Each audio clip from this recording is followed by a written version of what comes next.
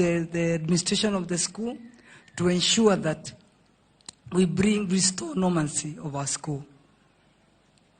We are happy we have a new PS of education. I know he was a regional director. I think he even worked here in Nakuru and he performed well. Immediately should collaborate with the administration of the school to ensure that we restore the normalcy of our school. We can't talk much, but we need also to ensure the disaster management. We ensure that we are ready at any time. I think as one of our speakers have said, we should run from this strategy. If we had our own fire extinguisher for Nakuru County, especially here in Gilgil, I'm sure we could have saved some lives. So Her Excellency Governor, ensure that we have 11 sub-counties. We have fire engines to ensure that we can respond to the disaster of fire as quickly as possible. We are a county that is number 2 in equitable shareable revenue allocation. We should not be talking of that we have no fire engines across our Nakuru County. We are only 11 sub-counties. I've been asked to introduce or to ask the senators that are here and the MP. Maybe, I don't know whether I'm asked to invite, thank you, Senator Sifuna, he's here. He came to condole with the Nakuru County, and maybe you can come and say hi to the people.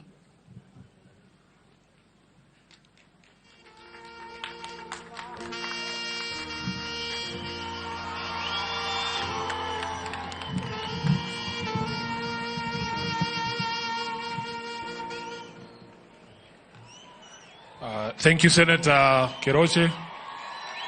Thank you. Thank you very much. To the families that are bereaved, to the clergy led by Reverend Kivuva, our First Lady, Madam Rachel Arutwo, and all the leaders who are here, I greet you in the name of Jesus. Hamjambo. Hamjambo tena. My name is Edwin Sifuna. I am the SG of ODM, Senator of Nairobi, and the Deputy Minority Whip in the Senate. I have come here to condole with you on behalf of the ODM party, on behalf of the people of Nairobi, on behalf of all of us in the Linda Mwananchi movement. I want to say poleni sana. I am here because I'm a leader in this country. And today, as part of the leadership, we are not going to make any excuses. I want to tender an unreserved apology to the families who have lost these 16 young souls for all the failures of leadership that ensured that this could not have been arrested. We have nothing to say but pole for everything that we have done or not done to eradicate these things. Reverend Kivuva, you have asked for how long must these things happen?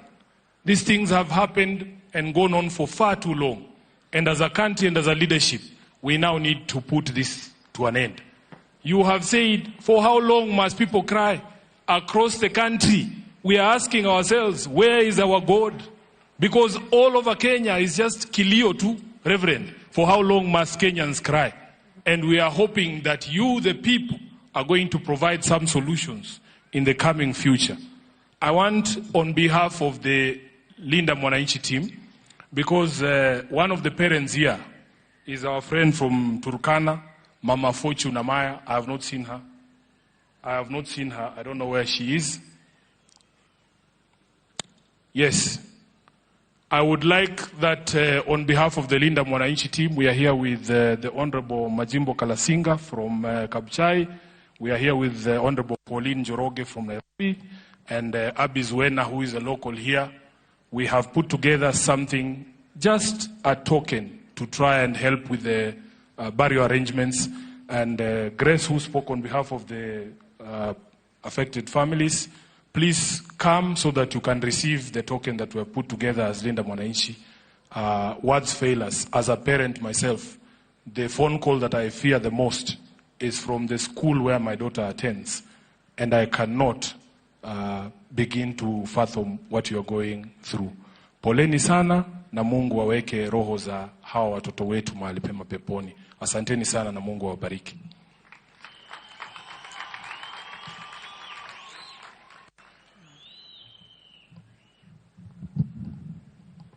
Thank you. I can now invite the woman rep of Kiambu to come and convey her condolence.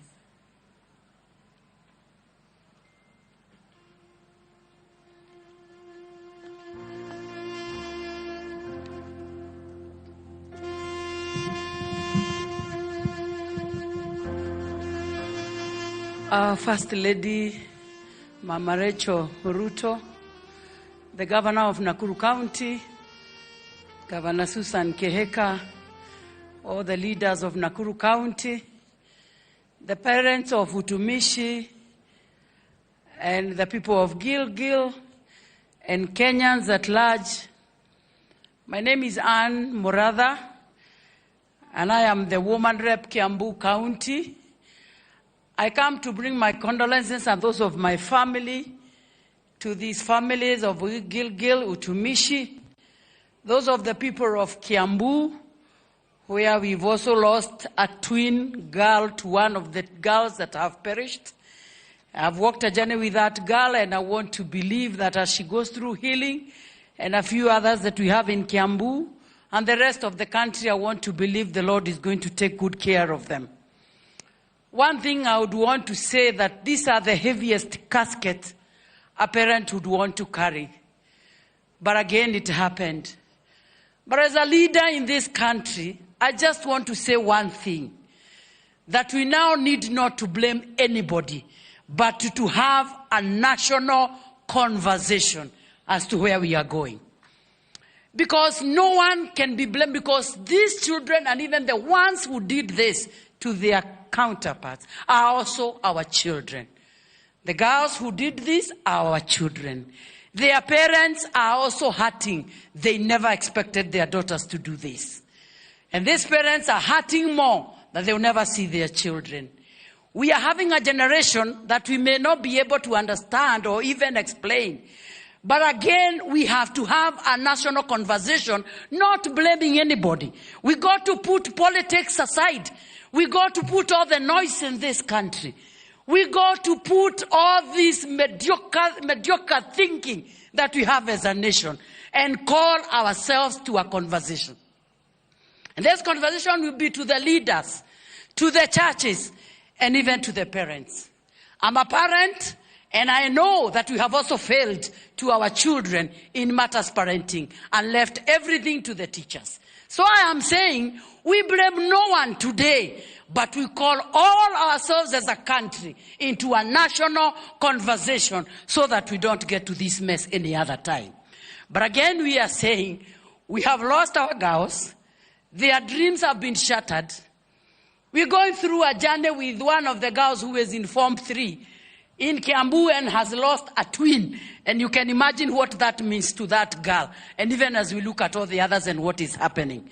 So I call ourselves to a meeting and tell everybody, the pastors, the teachers, the parents, the leaders, and a majority of us who are in the political circles, can we put our ubabe aside of who is doing better than who and call ourselves to order? Because this has to come to an end. We have buried too many souls of our children, and we now need to bring this to an end. But again, I come to the parents and give them a word that I read in a book that is called, and I wish I could get a copy to each of these parents. The book is entitled, Holding On to Faith Even When God Does Not Make Sense. And when I was reading that book, in one of the chapters by James Dobson, he says, God makes sense even when he does not make sense. So to these parents, God is not making sense. But I want to assure you, he will still make sense. And I think I'll get a copy for each one of these parents. And it will reach them maybe through the school. But I want to say, let's call ourselves as a country to an order and sit to a national conversation. I'm seeing our CS here. We all need to sit and call ourselves to a national conversation. But finally, I would want to pray to us as Kenyans who are here today to agree with me that this is not going to happen in Kenya again. Can we say amen? We pray to God that Gilgil Utumishi is not going to be a condemned school. It is going to emerge a great school. And even those girls who are sitting for Form 4 this year are going to pass in flying colors. And the congregation said amen. Gilgil Hill is going to rise again. And God is going to give them a good beginning. And all of us said amen. So may our girls whose dreams have been shattered, dreams shattered and shattered forever, rest in peace. And may the parents, the families be comforted. May our teachers who are also going through this trauma also be very comforted. For those of us who are from Kiambu, we are still doing post-trauma in the Woman Rep's office in Kiambu every Wednesday. Make sure you make your way to bring your child there, not necessarily from Gilgil, but we have a permanent mental health specialist who is dealing with our children. And even from any other county, we are offering it for free. If you find your time, you talk to our counselor. That is the best I can be able to do as Mama County. But may our girls rest in peace. Thank you, Woman Rep kutoka Kiambu. So I think those who are lucky, they took more minutes. I think our time is running. So as I invite the other MPs, members of parliament, tafadhali, let's take a minute each so that we can harakisha this. I know some of the parents wanted to go and lay their loved ones in place. So I invite the woman rep for Nakuru County, Lisa Cherure. Come and convey your condolence. And to the parents, I know they said about making sure that we follow to see that the right process is followed to see the reason for this strategy. So we will ensure that they get the justice. Thank you. Asante.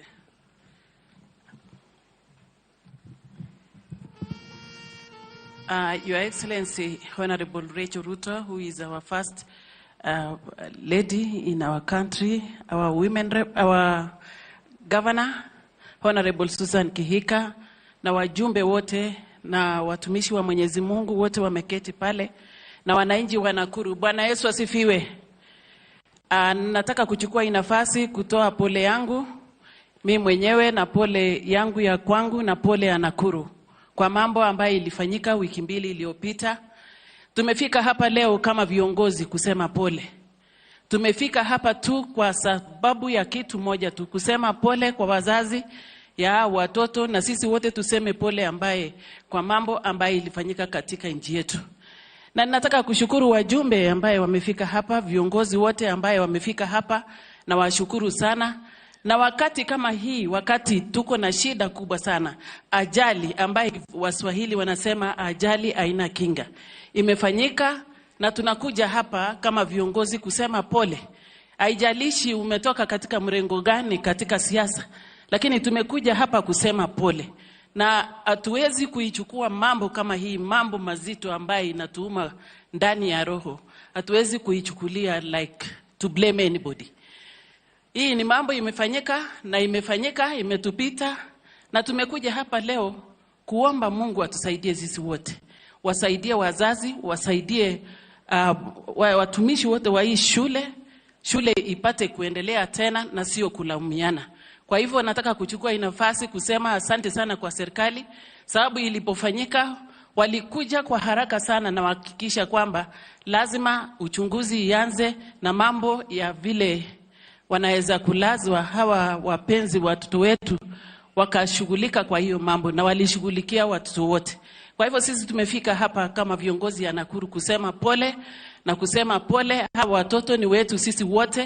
Na nataka kusema hivi waziri, sababu uko hapa, mimi nikiulizwa leo nitoe maoni yangu pia kwa mambo ya mashule especially dormitories, ningetoa tu maoni yangu kwamba dormitories yote ama mashule zote siwekwe cameras, siweke sensors na siwekwe zile mapipes ya kumwaga maji in case of kuna moto.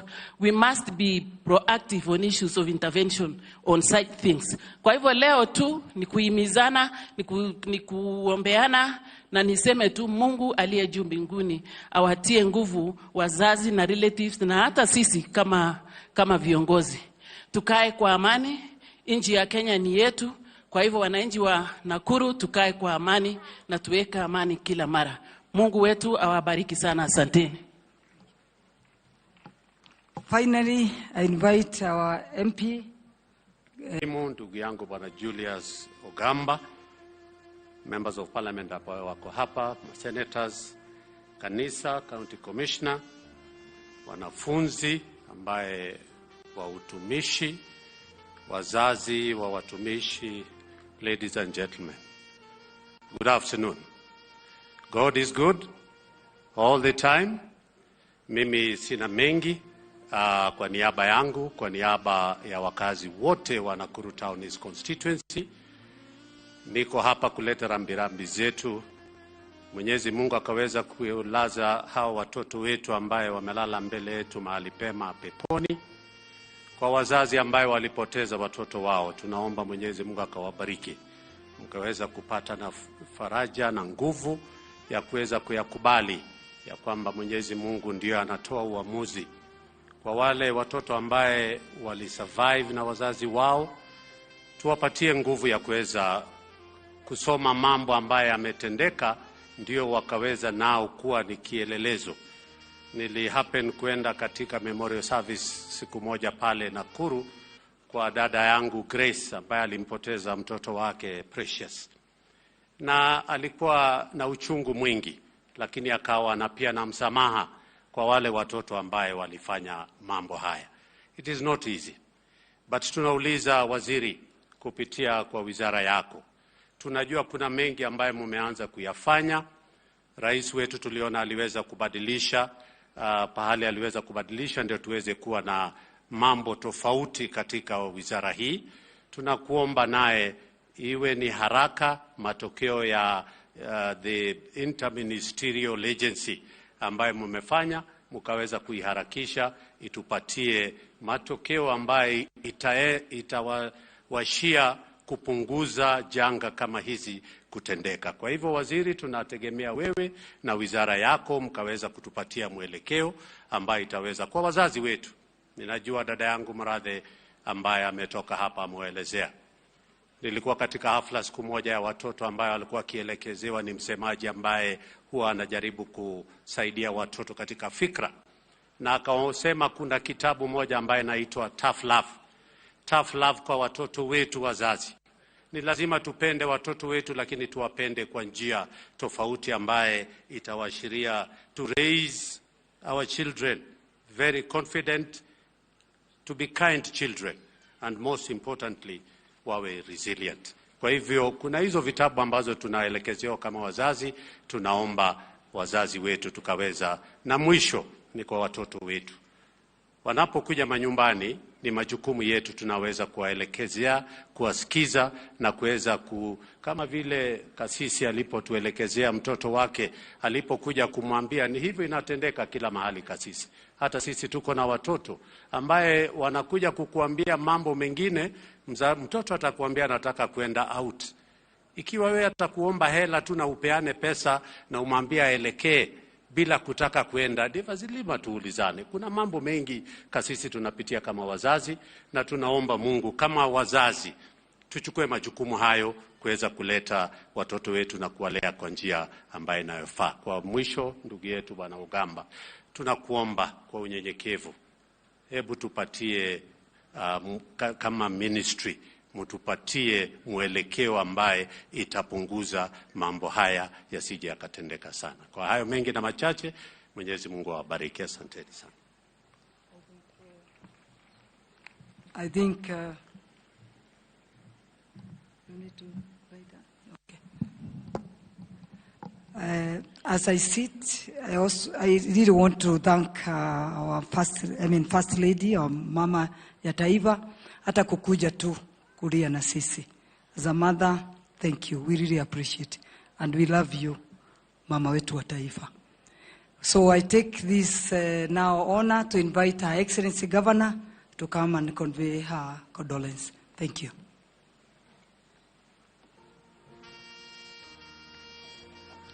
Asante.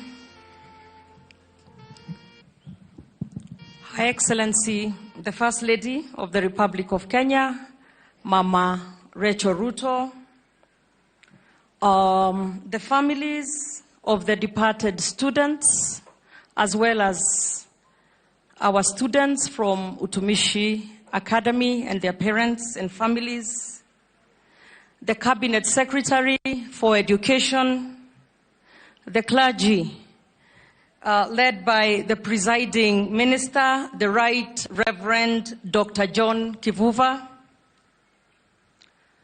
the members of parliament present here today, the senators, the DIG, Mheshimiwa Eliud Langat, the county commissioner and your team, wazazi wote, marafiki, wanafunzi, na watu wote wenye wako na sisi hapa leo. God is good and all the time, and that's his nature, even at a time such as this. Let me also bring the apologies of the member of the area, member of parliament, Mheshimiwa Wangari. She was away for a work assignment, but I will give a very brief 1 minute to her representative to say something. Haraka sana, within a minute.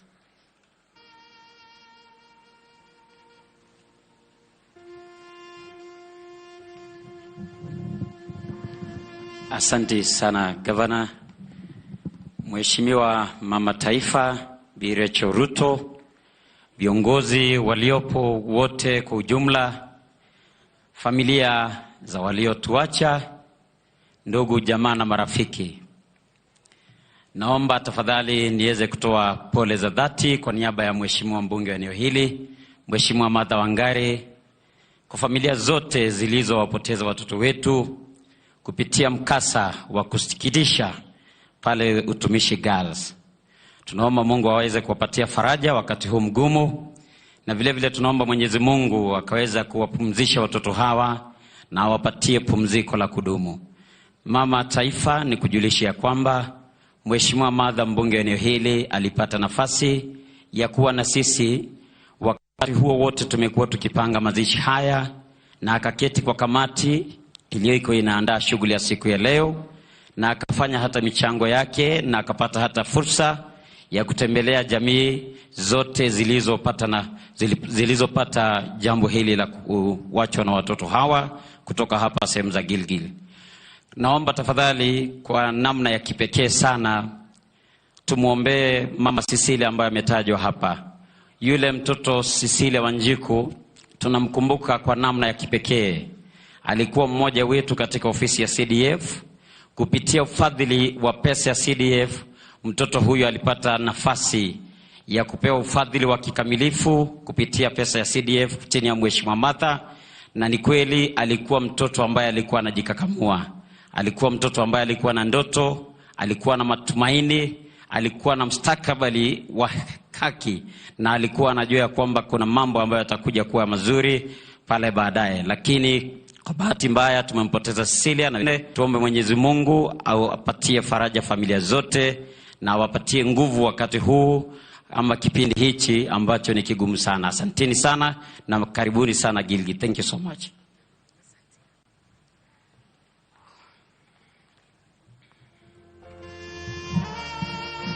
Asante sana. Let me just recognize by waving our area member of the County Assembly, Mheshimiwa Rose, na all the MCAs who are present here this afternoon. Asante.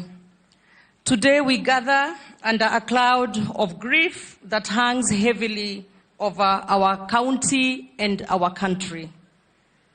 We have come together not because we have answers to every question, but because our hearts are broken by a tragedy that has robbed 16 young girls of their lives and shattered the dreams they carried. As we remember the 16 students who perished in the fire at Utumishi Girls Academy, we stand with families whose pain is beyond words. No parent expects to outlive their child, and no mother carries a daughter for 9 months, nurtures her, sacrifices for her education, and dreams of her future only to receive the devastating news that she will never come home again. To the parents and guardians gathered here today, and to those mourning in their homes across the country, we share in your sorrow. We may not fully understand the depth of your pain, but we want you to know that you do not walk this difficult journey alone. Nakuru County, and indeed the entire nation, mourns with you. We also remember the teachers and staff of Utumishi Girls. Many of you dedicated yourselves every day to guiding, protecting, and mentoring these children. And today, you also carry not only grief, but also trauma, difficult memories, and painful questions. Please know that we stand with you and appreciate the burden that you bear. To the students who survived and to the friends of those we have lost, your pain is real. The empty desks, the silent dormitories, the missing laughter of your classmates will remain painful memories and reminders of this tragedy. We pray that God grants you comfort, healing, strength at this very difficult time and days ahead. As we gather in prayer today, we also remember those who remain in hospital, receiving treatment. We pray that God's healing hand rests upon them, that He may strengthen the doctors, the nurses, and caregivers attending to them. May He comfort the families who wait anxiously by their bedsides. And may every injured child recover fully and return home safely. Let me also acknowledge the loss of one of the mothers to the students at Utumishi Academy. And the student is Chepto from Form 3, whose mom passed on in a very tragic accident on the way to the school early that morning, going to pick up her daughter, and her husband is still hospitalized and needing a lot of surgeries. So we also remember that family as we remember these 16 families that have been affected. So moments like this, my fellow Kenyans, compel us to reflect deeply on the safety of our children. Every parent entrusts their child to a school with the expectation that they will learn in a safe environment and return home unharmed. The tragedy reminds us that safety in our schools cannot be taken for granted. As leaders, we must ensure that safety standards are not merely written policies, but daily practices. School infrastructure, emergency preparedness, fire safety equipment, regular inspections, and clear response mechanisms must become priorities, not afterthoughts. Parents, too, have a role to play. The value we teach at home matters. The conversations we have with our children matter. Discipline, respect for life, respect for authority, and peaceful conflict resolution begin in our homes long before they are reinforced in our schools. At the same time, we must confront an uncomfortable reality as a nation. We are witnessing increasing cases of unrest, indiscipline, and destructive behavior in some of our learning institutions. Reports indicate that more than 204 schools, over 4,000 students have been affected by closures and disruptions arising from unrest. This should concern every Kenyan. We cannot ignore the influence of the environment in which our children are growing up. They observe us. They listen to us. They imitate what they see. When children constantly witness adults resolving disagreements through chaos, through destruction, through confrontation and lawlessness, we should not be surprised when some begin to believe that disruption is an acceptable way of expressing dissatisfaction. This is not a political statement, it is a call for collective reflection. Leaders across all sectors, political, religious, educational, and community leaders must recognize the example we set for the younger generation. We must model restraint, responsibility, respect, and constructive engagement even when we strongly disagree. Perhaps the time has come for a serious national conversation involving parents, teachers, religious leaders, policymakers, and young people themselves. We must ask difficult questions about discipline, values, mental health, social influences, leadership, and the kind of society we are building for our children. If there is any lesson we can draw from this heartbreaking moment, it is that protecting our children is a shared responsibility. It belongs to all of us. Today, however, our foremost duty is to honor the 16 young lives plus the mother lost that we have lost. Though their time